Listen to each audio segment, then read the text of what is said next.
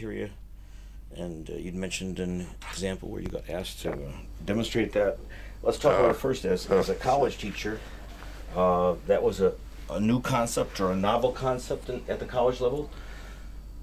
Team Team teaching? teaching, and what did that mean? Team teaching. Yeah. Team teaching meant that you integrated two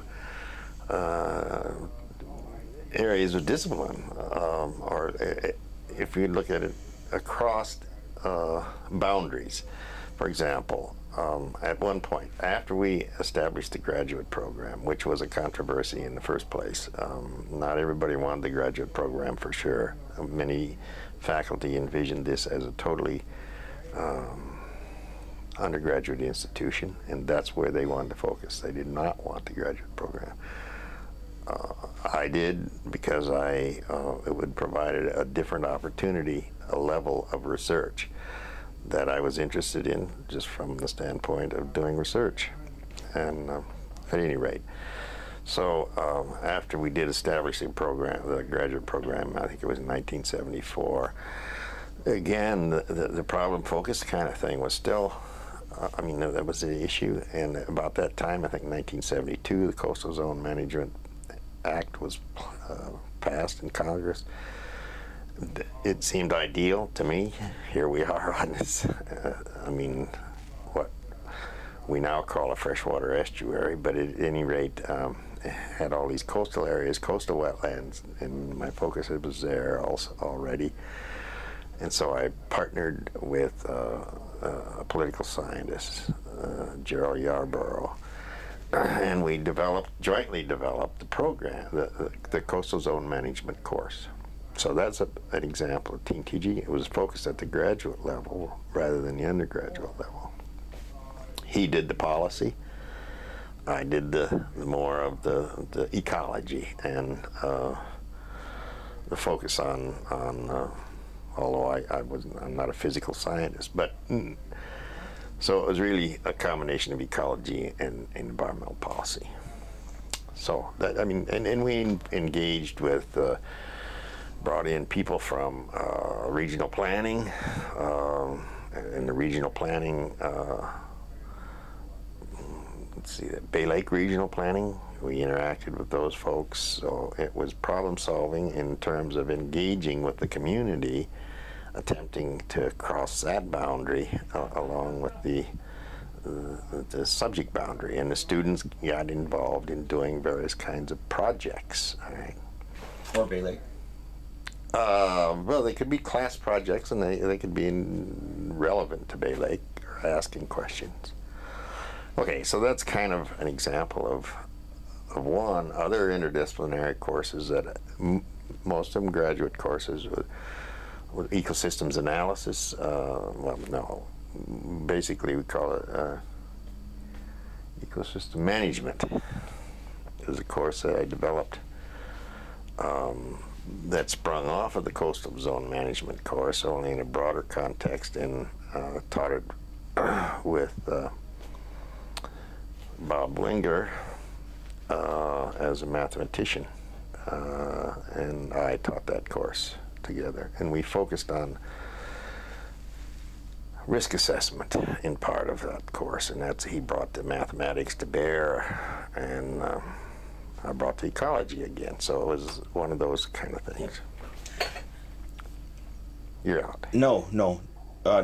I just want to sort of set the context. We're talking about this, and that doesn't sound so unusual to me. Obviously, it must have been at this point in time. Well, I think that, yeah, maybe it doesn't sound unusual. Yeah, well, that's what I mean. Set the stage for me that this was... Yeah. Well, I don't ever recall having a team-taught course with two or more professors in my educational history. They had visiting lecturers with specialty areas or something like that, but not where you were trying to integrate that information into a more systematic and a systemic approach. I think, at least in the things that I've engaged in, it has been more of a systems view. And ecosystem management demands a systems view. and if we talk about management, then it has to engage in policy. It's not just the science. That's important here. So bringing that dimension into either, of course, like coastal zone management, or for that matter, wetlands management, which I also developed a course in wet. So and then in the end, we developed with another policy scientist, Denise Sheberly, the so-called capstone course in the graduate program, which was environmental science and policy. And okay, so now we have a degree, you see, in the crossover between environmental science and policy. And I think the point being that if we're going to solve real-world problems, you need the disciplines as knowledge bases, but they have to be integrated in some context to address the problems as they exist in the real world, which are not just science problems. They're problems of behavior in the end. And we're getting there, I think, to try to understand that the real solution here is a change in the behavior of people. And maybe that's not a revolution or a revelation. I mean, maybe, or a revolution. There would be a revolution if we could do it. But I think we've understood that, but we haven't brought things in the educational context to bear on that, and that's what this institution was about. I think it's probably reaching a level of maturity now that that we were only struggling with in the beginning. You mentioned that this concept was new in the educational environment.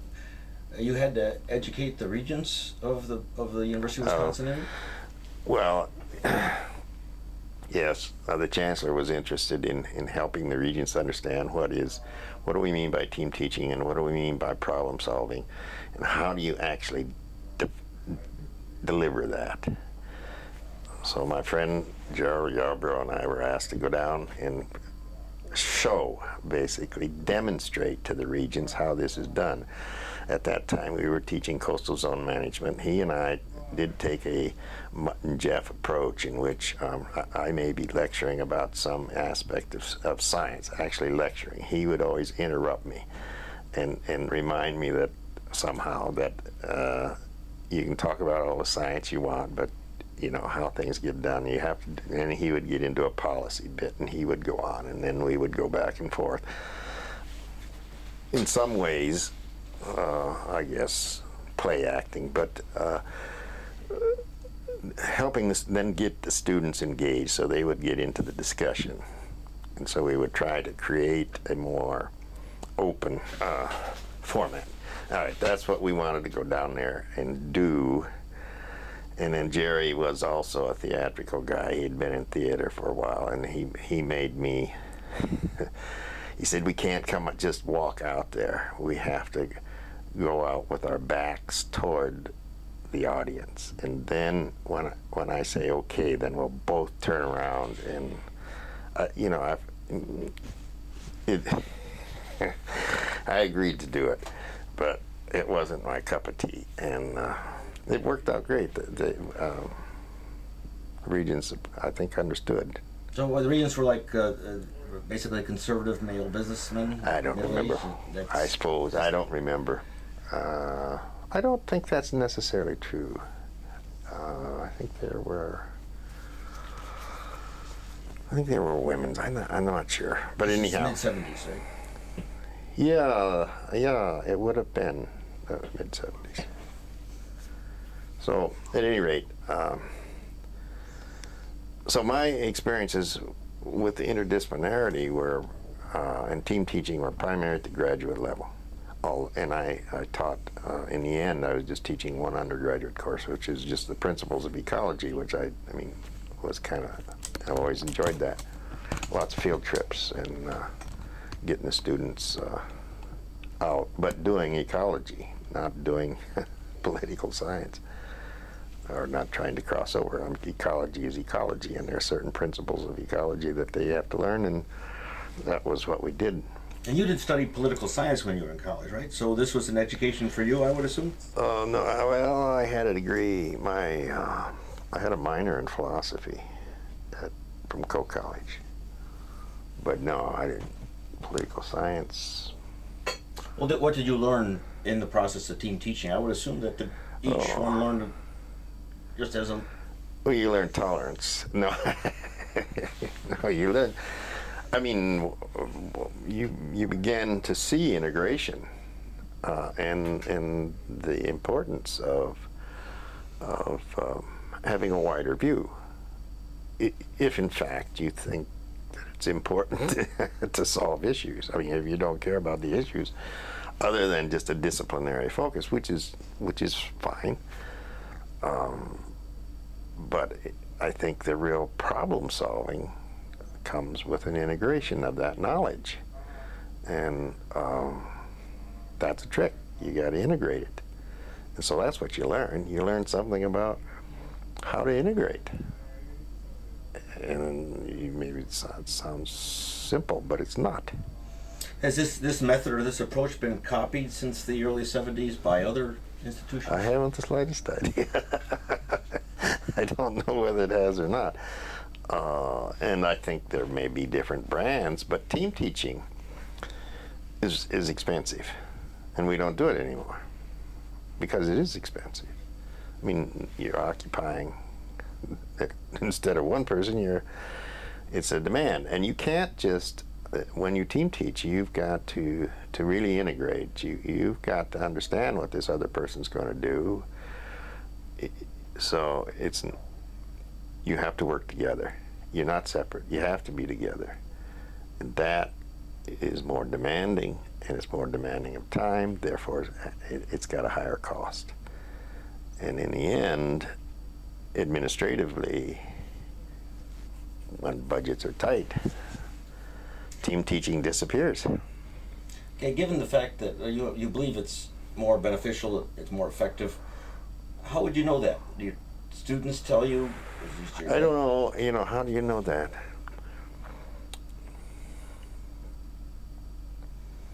Well, beyond that, classroom experience, I've been involved in a lot of interdisciplinary research. My Sea Grant experience, it's all been interdisciplinary, which is they're coming from disciplines, but you put programs together to solve problems. I mean, what is NOAA, who supports what do they ask? Well, they don't ask you just to do research. They're focused on, we got to solve some problems of these coastal, of the oceans or of the Great Lakes or whatever. So you have issues, and therefore it has to be interdisciplinary. My point being, the mass balance, the so-called PCB mass balance for Green Bay, which grew out of the Sea Grant experience, was also interdisciplinary. So my point is this, when it comes right down to solving issues, or if you look at what's going on in the Fox River, that's all been based on an integration of knowledge. It's no separate thing by itself. It's not just chemistry, it's not biology. It's certainly an integration of those kinds of things, but it's also an integration of policy. And it's an integration of economics. And where we're coming today is to understand, and that's the term, ecological economics. Now, how interdisciplinary can you get? But my point is, I think there's been a realization beyond the doors of UWGB in the beginning that this is an important direction to take if you're going to solve real problems. So I think the proof is in the pudding, is that it's evolved. It is not just an academic question. At least that's my own view. I guess maybe that's one could argue, I suspect, but I think I think in reality it's there, you know. And so the test is in the eating of the pudding, I guess. Okay. One last question on this media I got here. Do you think UWGB would have evolved or had a different role had it been geographically located somewhere else, like say where Parkside is, or say where River Falls is?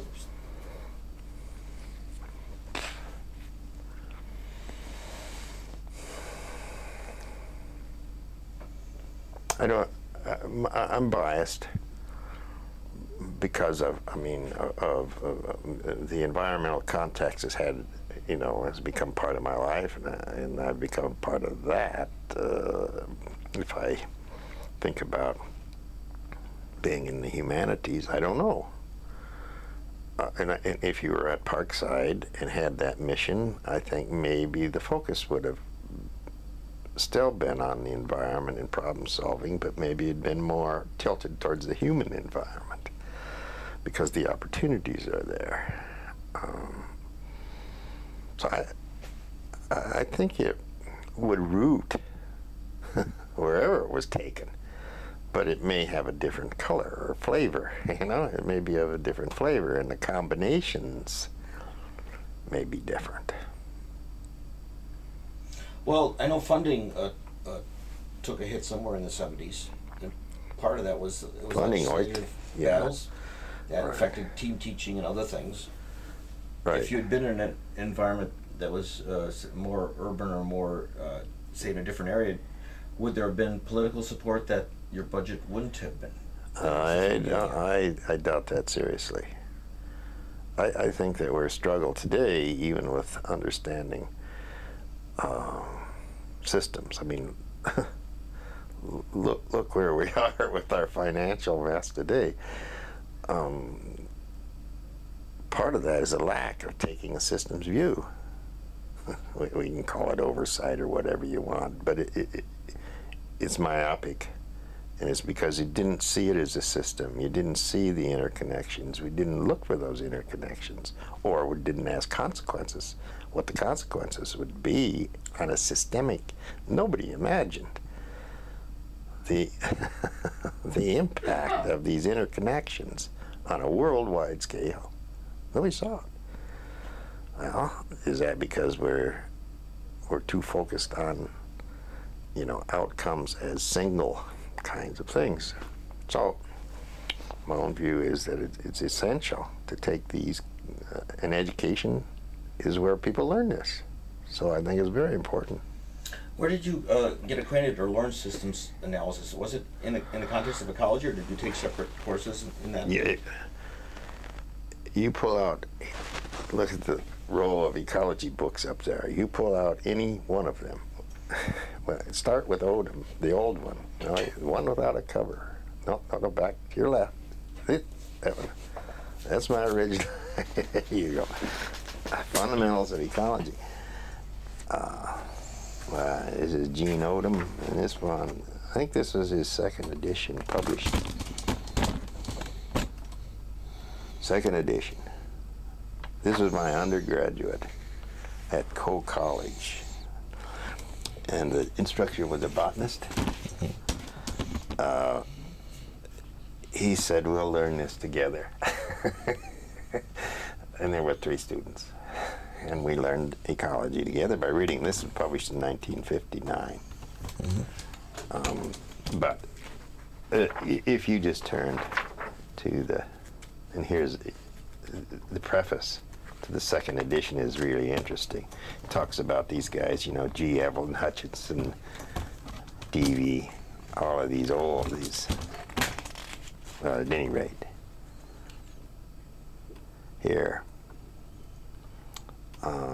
Here we got the introduction, the scope of ecology and its relation to other the subdivisions of ecology, and then there's concepts of ecosystems.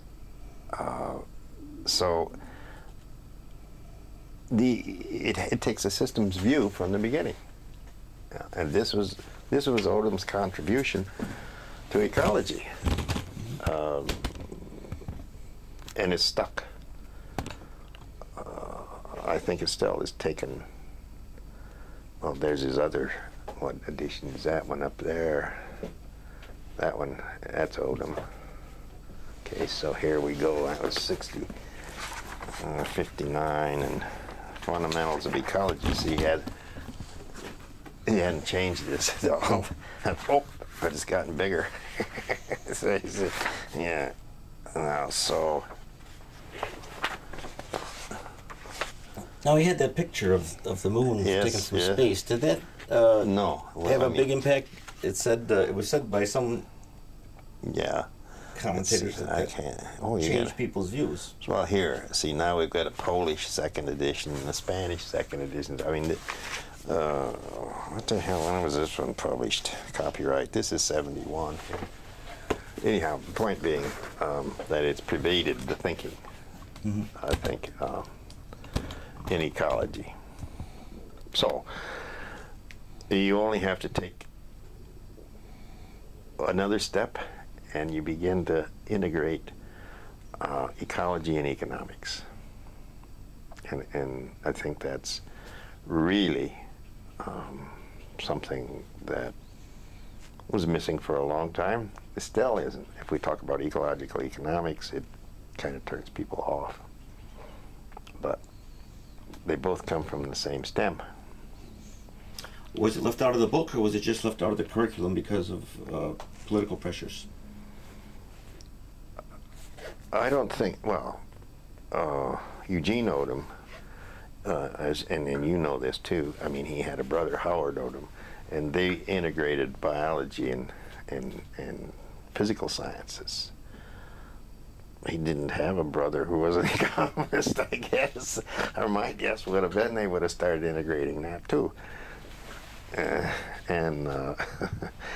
So it's taken, you know, several more decades to begin to do that, and you know, that pioneer work is going on now.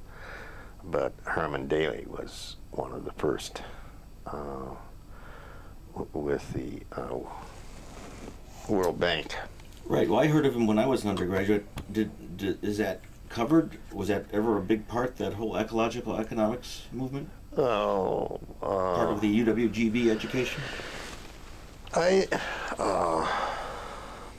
We didn't interface that much. How can I forget his name? Senior moment.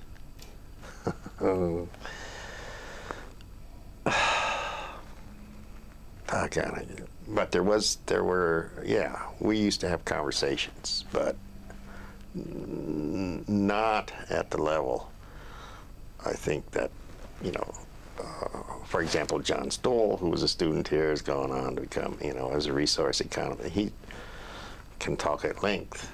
I think Larry Smith was ahead of his time in this regard, and lost favor with some of his colleagues for being perhaps too exploratory, not a Keynesian economist. And so, I mean, it's whenever you attempt to do something on an interdisciplinary scale, you run risks. Period. And if you're not willing to run those risks, then you better not do it.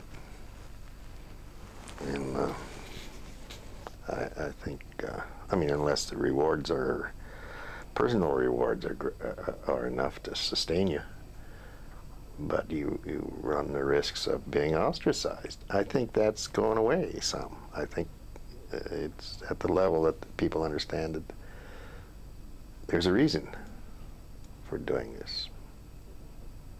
Well, I'm impressed, for example, with